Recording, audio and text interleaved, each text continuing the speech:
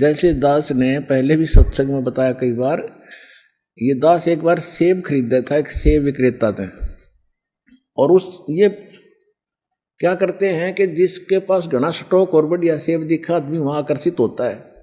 उसने जहां उसने एक बना रखी थी रैक सी, उसमें नीचे तो ओरिजिनल सेब थी, ऊपर 2-3 उनमें रैक में पत्थर की इतनी गजब की सेब, उससे भी ओरिजिनल से भी सुंदर मूर्ति बनवाकर नो की नो आकार 10-12 रख रखी। तो शाम के समय उसकी जो सेब शाप थी सब छांट छांट के ले जा, जितनी बची हुई में थे छांटे सब, उनमें जो बच जा बढ़िया पा जा। तो दास ने भी कुछ सेब खरीदनी थी, वो सेब अच्छी थी नहीं। मैं कहने लगा भाई ये दे दे, ऊपर वाली तार के। ने बोला ये नहीं देनी। मैंने सोचा भाई तू पैसे 2 रुपये फालतू ले ले, बढ़िया माल तो दे दे, ये देनी नहीं ना। मैंने सोचा भाई क्यों नहीं देता। उसने उठा के बाद मेरे उतार के मेरे तीन दे दी, गिले पकड़े। और मेरे हाथ में इतना भारा पत्थर वो, और तरह गजब। और दिखे उस ओरिजिनल सेब से भी सुंदर कलर, इतना शानदार बना रखी हुआ पत्थर की। तो कहने का भाव दास का ये है कि उस पत्थर की मूर्ति तो सेब के गुण बताती है, कैसी सेब है। अब उस मूर्ति की ने घर में लिया हुआ और उसने धर ले, और सेब का गुण नहीं दे सकती, वह सेब में लेनी पड़ेगी कहीं मिलोचे। तो परमात्मा बताना चाह रहे हैं कि जो तू ये घंटी बजा पीतल के इन घंटी मूर्ति आ गए, या श्री कृष्ण नहीं है, मूर्ति है उसकी। और श्री कृष्ण तो बात बनी, वो बता तू स्वर्ग में, मेरी यहाँ टिंडे लेना है तो मथुरा में है, अकल मारी जा रही तुम्हारी।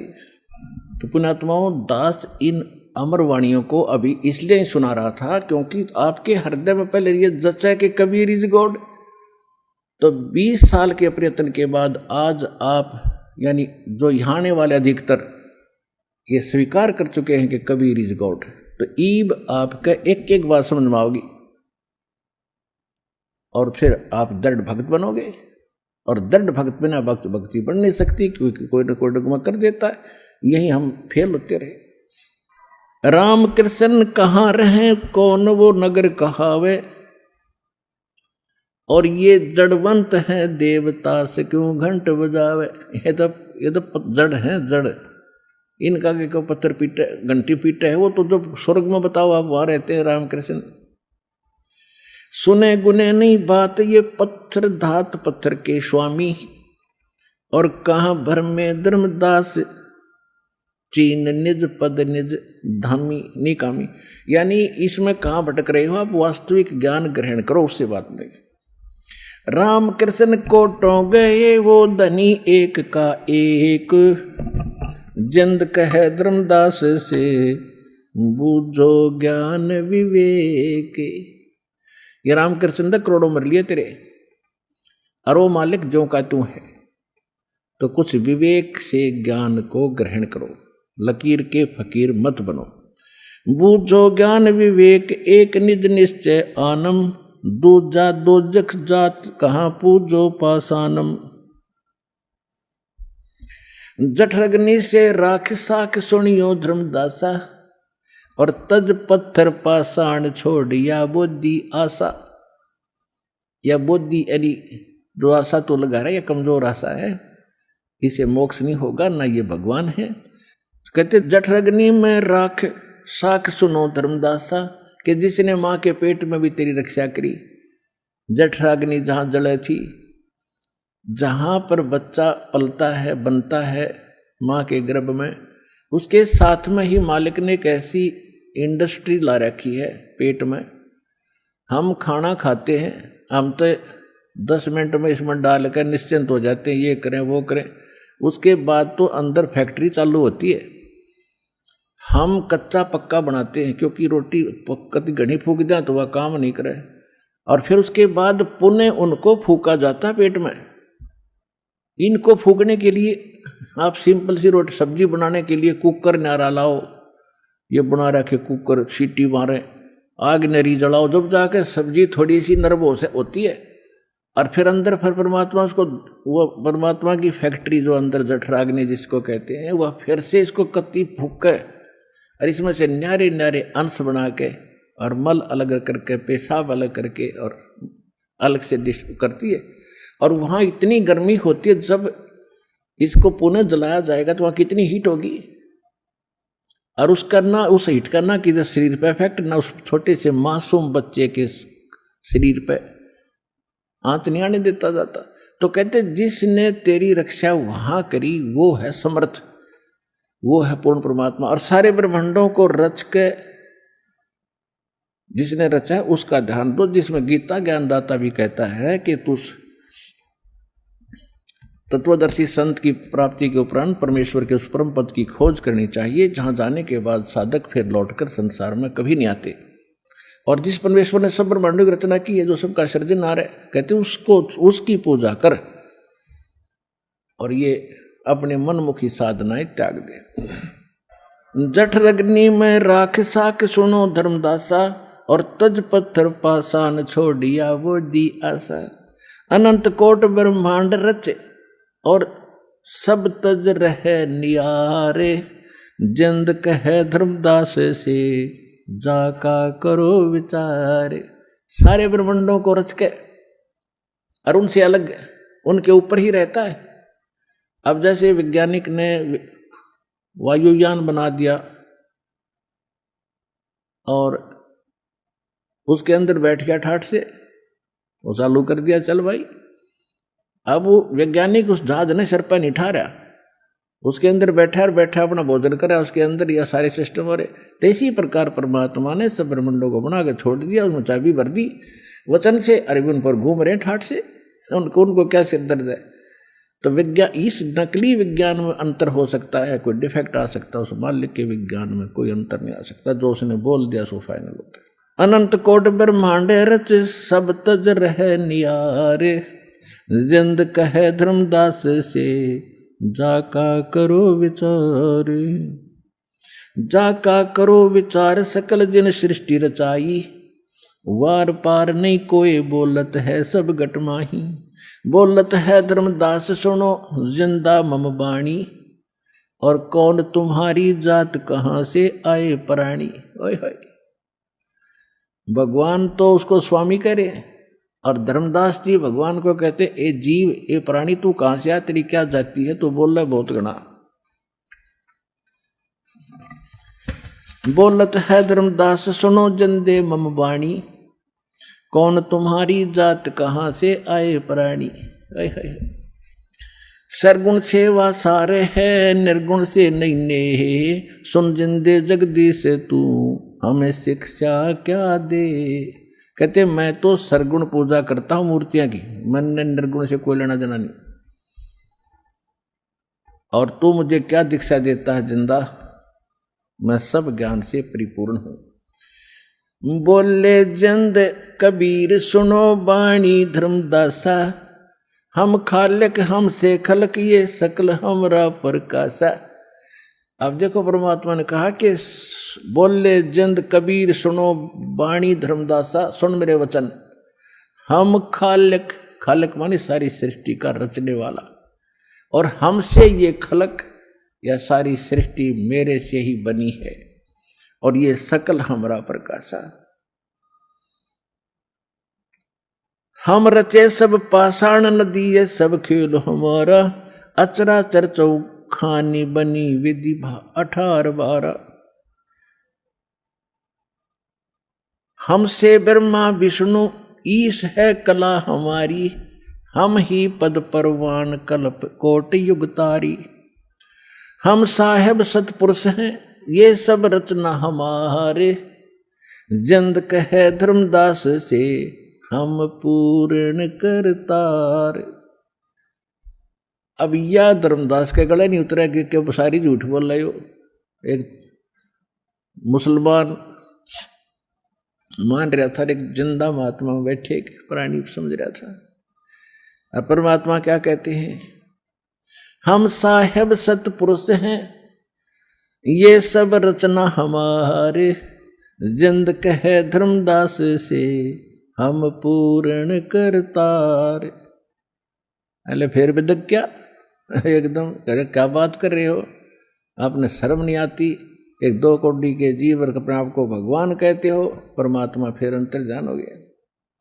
यानी ऐसे ऐसे 5-6 बार परमात्मा ने उसको झटका दिया, जबकि तब उसकी बुद्धि ठिकाने आई। हम इतने उल्टे ज्ञान में रंग दिए काल। अब परमात्मा बता रहे हैं, बोलत है धर्मदास सुनो सर्वंगी देवा, और दिक्कत पिंड और प्राण कहो तुम अलख अबेवा। नाद बिंद की देह शरीर है प्राण तुम्हारे, तुम बोलो बड़ बात न आवे दिल हमारे।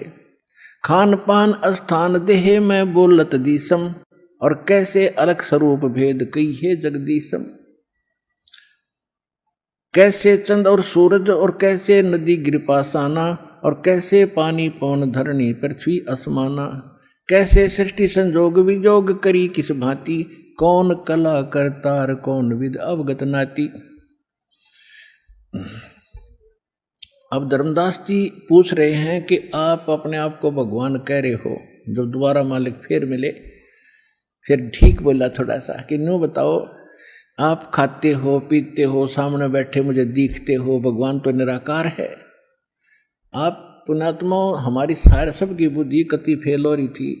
दास विष्णु जी का पुजारी था, विष्णु जी की मूर्ति का रोज माथा टेक्या करता, सामने मूर्ति रखते थे, कागज पत्थर की जैसी भी थी।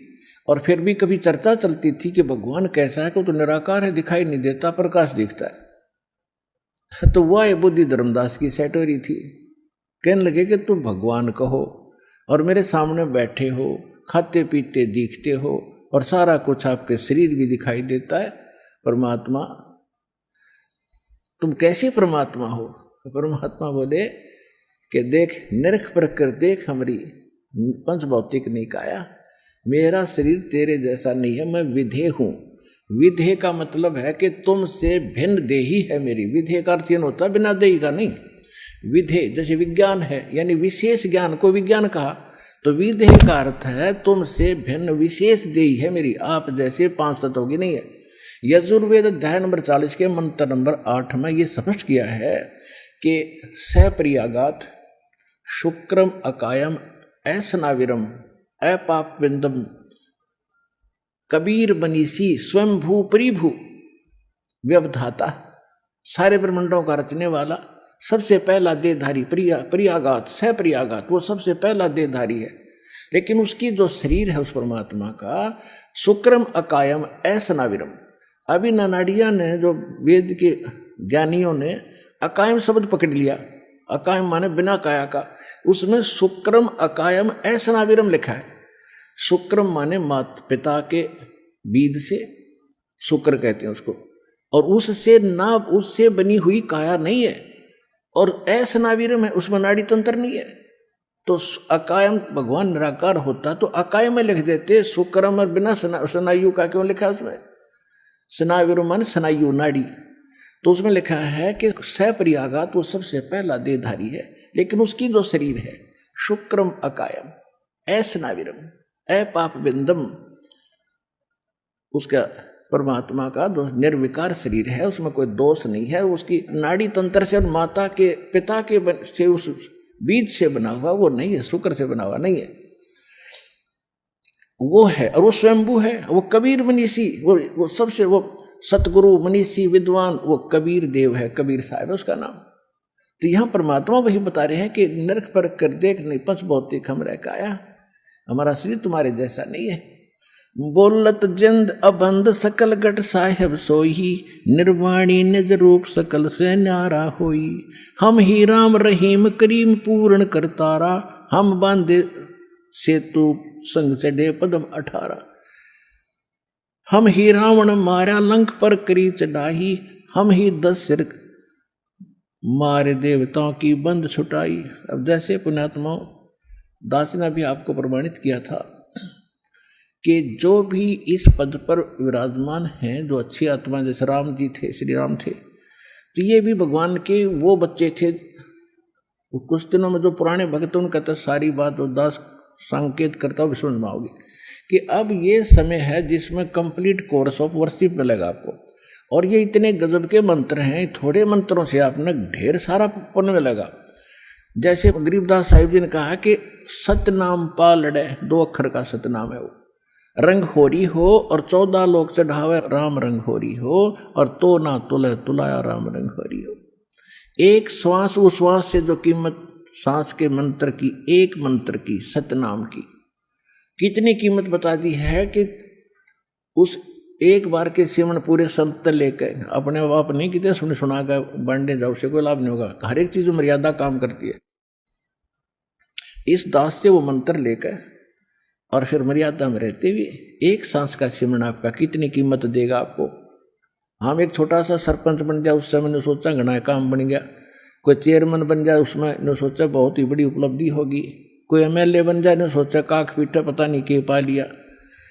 और मंत्री, मुख्यमंत्री, प्रधानमंत्री एक टुकड़े का बन जाता है तो घनी ऊंची अपनी महिमा मान लेता है। परमात्मा कहते हैं कबीर सब जग निर्धना, धनवंता ना कोय, धनवंता सो जानियो जिस पर राम नाम धन होए। राम नाम का धन कौन सा होगा? राम नाम जप कर थर होई, ओम सोहम मंत्र दोई।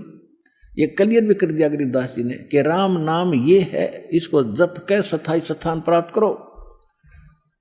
और ये है वो सतनाम, 2 अक्षर का, बार बार नहीं बताऊंगा।